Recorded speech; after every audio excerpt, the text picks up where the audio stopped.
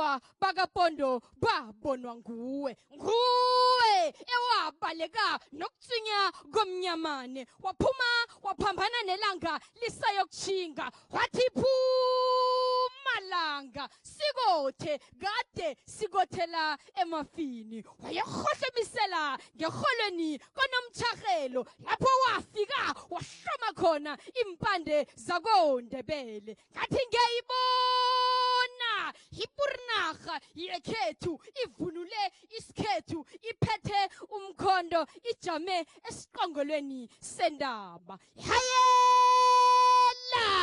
ihayala hulili lumkho segegeni kwaTharina wazokala kwamazimela wazokala kwapondo bona liqimile ilanga lekhethu mina ngiyahluwa kwamabhoko umhlaba usindeni unethuli bayapha ubukhosi babakhokho bayapha ubukhosi bamaqhegu amadala abomabhoko wasibulala nhlapho commissions namhlanje sihlubule sisele ngehloko enganamzimba bayapha ubuholi bekhethu hayela bayapha ubukhosi bekhethu ngu-AK Audrey Kozwana ngokuzwana.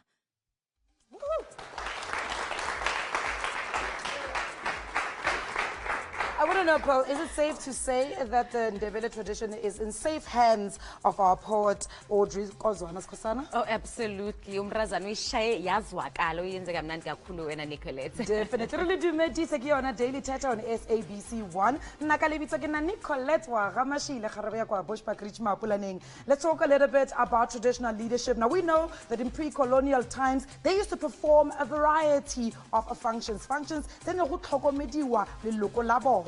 More than go tlhokomela leloko la bona, they also played a very huge role in allocating and distributing naga ya bona gore re kgone gore bona gore those mineral resources and any other type of resources that are in that specific area are being taken care of, but also they're taking care of the society. Last but not least, re bona gore te be ba tlhokomela le tsa molao. They were administrating yona justice around the spaces in which they were in. But the question we're asking today, because are they still relevant in today's society?